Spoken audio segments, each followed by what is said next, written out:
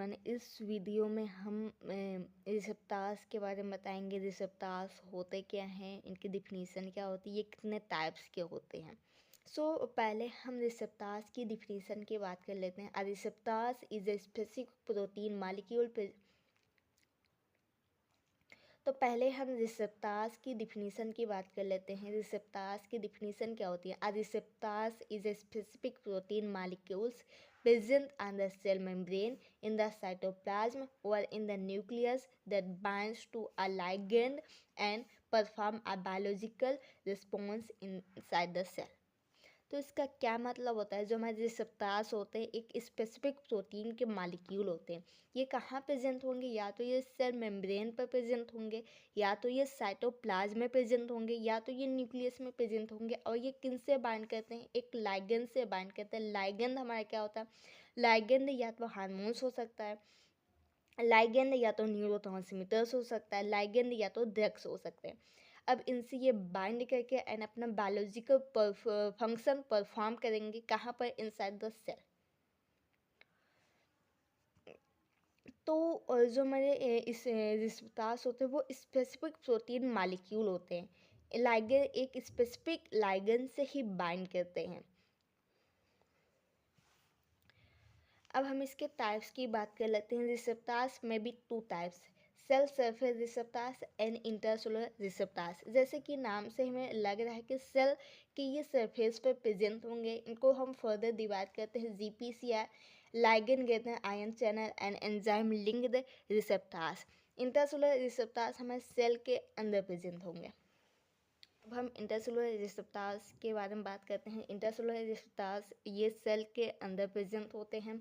ये किन के लिए होते हैं? जो लिपिड सॉल्युबल मालिक्यूल्स होते हैं उनके लिए होते हैं। जितने भी लिपिड सॉल्युबल मालिक्यूल्स होते हैं वो क्या करते हैं? सेल मेम्ब्रेन को ईजिली क्रॉस कर जाते हैं। सेल मेम्ब्रेन को ईजिली क्रॉस करके सेल के अंदर चले जाते हैं। तो इसमें क्या होता है? जो हमारे लिपिड सॉल्युबल हार्मोन्स होते हैं वो क्या करते हैं? क्रॉस सेल मेम्ब्रेन को क्रॉस कर जाते हैं एंड इंटरसेलुलर रिसेप्टर से बाइंड करके एच आर कॉम्प्लेक्स बना लेते हैं। एच आर कॉम्प्लेक्स मतलब हार्मोन रिसेप्टर कॉम्प्लेक्स बना लेते हैं। अब हमारा एच आर कॉम्प्लेक्स क्या मूव करेगा? न्यूक्लियस में मूव करता है और ये डीएनए के एक स्पेसिफिक रीजन से बाइंड करता है जिसको हम एच आर ई हार्मोन रिसेप्टर एलिमेंट कहते हैं। उससे एच आर कॉम्प्लेक्स हमारा बाइंड कर जाता है। अब जैसे ही एच आर कॉम्प्लेक्स हमारा एच आर ई से बाइंड करता है, जीन एक्टिवेट हो जाता है। जीन एक्टिवेट होकर ट्रांसक्रिप्शन करता है, एम आर एन ए बना लेता है। M R N A cytoplasm में मूव करता है, उसमें ट्रांसलेशन होगा, प्रोटीन बन जाएंगे एंड हमारा बायोलॉजिकल फंक्शन परफॉर्म करेगा। अब हम डायग्राम के थ्रू हम एक्सप्लेन करते हैं। जो हमारे रिसेप्टर, ये जो हमारा हार्मोन्स है ये सेल के बाहर प्रेजेंट है। ये क्या होता है? लिपिड सॉल्युबल्स होता है। तो ये सेल मेम्ब्रेन को ईजिली क्रॉस करके सेल के अंदर चला जाता है। अब ये सेल के अंदर चला गया। अब ये क्या करता है? जो सेल के अंदर मौजूद हमारे रिसेप्टर्स है उनसे ये बाइंड करके एच आर कॉम्प्लेक्स बना लिया। अब एच आर कॉम्प्लेक्स हमारा कहाँ मूव कर रहा है? एच आर कॉम्प्लेक्स हमारा न्यूक्लियस से मूव कर जाता है। न्यूक्लियस से मूव किया और एच आर ई से बाइंड कर जाता है। जैसे ही एच आर ई से ये बाइंड करता है, ये हमारा जीन है, जीन में एक्टिवेट हो जाता है और ट्रांसक्रिप्शन होना स्टार्ट हो जाता है। ट्रांसक्रिप्शन होता है, ये एमआरएनए हमारा बनना स्टार्ट हो जाता है। जैसे ही एमआरएनए बन जाता है ये साइटोप्लाज्म में चला जाता है। साइटोप्लाज्म में क्या होता है? ट्रांसलेशन होते हैं। ट्रांसलेशन हो गया तो हमारा प्रोटीन बन जाती है। प्रोटीन अब हमारा बायोलॉजिकल रिस्पॉन्स अपना देगी। ये तो हमारे जो हार्मोन्स होते हैं इनके जो रिसेप्टर्स हमारे साइटोप्लाज्म में प्रेजेंट होते हैं। अब दूसरा हार्मोन्स मान लो इसी जगह एक और हार्मोन्स है, इनके रिसेप्टर्स हमारे न्यूक्लियस में प्रेजेंट होते हैं। तो इसमें क्या होता है? ये जो हार्मोन्स सेल मेम्ब्रेन को क्रॉस करके डायरेक्ट न्यूक्लियस में चले जाते हैं। न्यूक्लियस में डायरेक्ट जाकर वहाँ अपने रिसेप्टर से बाइंड कर जाते हैं। रिसेप्टर से बाइंड करके एच आर कॉम्प्लेक्स बना लेते हैं and then H R E से बाइंड कर जाते हैं। सेम वैसे ही प्रोसेस होती है। जैसे ही H R complex H R E से बाइंड होता है जीन एक्टिवेट हो जाता है। जीन एक्टिवेट हुआ तो ट्रांसक्रिप्शन होगा। ट्रांसक्रिप्शन हुआ तो एमआरएनए बना, एमआरएनए बनेगा तो ये साइटोप्लाज्म में जाएगा। साइटोप्लाज्म में हमारा क्या होता है? ट्रांसलेशन होता है, प्रोटीन बन जाता है, बायोलॉजिकल अपना परफॉर्म करता है। ये पूरा हमने इंट्रासेलुलर रिसेप्टर्स के बारे में बताया, उसकी मैकेनिज्म कैसे होती है उसके बारे में बताया। सो अब हम सेल सरफेस रिसेप्टर की बात करेंगे। सेल सरफेस रिसेप्टर कहाँ प्रेजेंट होंगे? सेल के मेम्ब्रेन पर प्रेजेंट होंगे। अब सेल सरफेस रिसेप्टर में हम GPCR की बात करेंगे। GPCR का मतलब होता है जी प्रोटीन कपल रिसेप्टर्स। इसका क्या मतलब होता है कि जो हमारे ये रिसेप्टर्स होते हैं वो जी प्रोटीन से कपल होते हैं। जी प्रोटीन क्या होती है? जी प्रोटीन हमारे जी प्रोटीन हमारे 3 सब यूनिट से मिलकर बनी होती हैं, अल्फा, बीटा एंड गामा। और ये बाइंड होते हैं जीटीपी से। जब ये जीटीपी से बाइंड होते हैं तो ये हमारी जी प्रोटीन इनएक्टिव होती है। तो GPCR का मतलब होता है ये रिसेप्टर्स हमारे जी प्रोटीन से बाइंड होते हैं। अब इसमें क्या होता है? इसमें होता है कि लाइगेंड GPCR से जैसे ही बाइंड करता है हमारी जी प्रोटीन एक्टिवेट हो जाती है।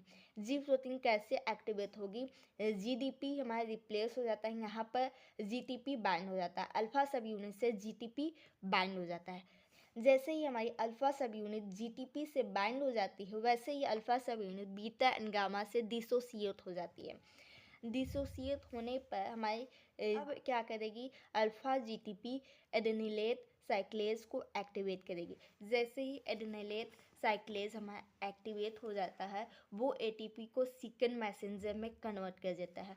सेकेंड मैसेंजर हमारा CMP या फास्फोलाइपेज C हो सकता है। अगर हमारा सेकेंड मैसेंजर CMP है तो ये CMP क्या करेगा? PKA को एक्टिवेट करेगा। PKA का मतलब होता है प्रोटीन काइनेज ओ के एक्टिवेट करेगा। अब प्रोटीन काइनेज ए क्या करेगी? प्रोटीन का फास्फोराइलेशन करवा देगी, मतलब प्रोटीन पर फॉस्फेट ग्रुप ऐड कर देगी। अब जैसे ही प्रोटीन पर फॉस्फेट ग्रुप ऐड हो जाता है ये अपना सेलुलर रिस्पॉन्स कर देगा, मतलब बायोलॉजिकल अपना फंक्शन परफॉर्म करेगी। अगर हमारा सेकेंड मैसेंजर फास्फोलाइपेज C हुआ तो इसमें क्या होता है? फास्फोलाइपेज C PIP2 का ब्रेक डाउन करवा देता है IP3 NDAG। PIP2 का जो फुल फॉर्म होता है फास्फोटाइडेल इनोसिटोल 4,5 बिसफॉस्फेटेज।